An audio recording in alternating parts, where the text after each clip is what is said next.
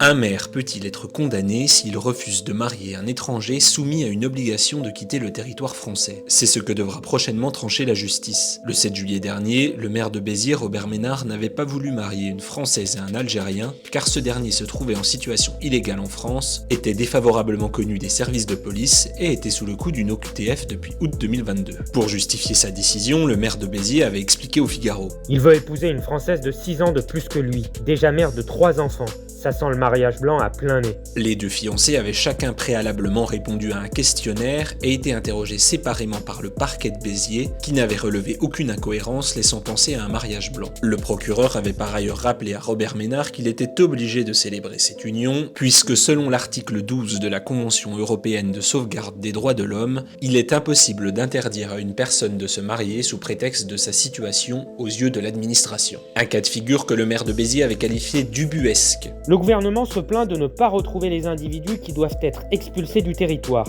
Et là, il va y en avoir un dans ma mairie et je vais devoir le marier ? Il n'en est pas question. Quelques jours plus tard, le préfet de l'Hérault avait demandé le placement en centre de rétention administrative de l'homme algérien avant qu'il soit expulsé vers l'Algérie le 20 juillet. Dans la foulée du refus de Robert Ménard, le couple avait décidé de déposer plainte contre le maire. 3 députés LFI, accompagnés d'un maire du même bord, ont également fait un signalement dans une lettre au procureur. Robert Ménard s'expose à 5 ans d'emprisonnement et 75 000 € d'amende.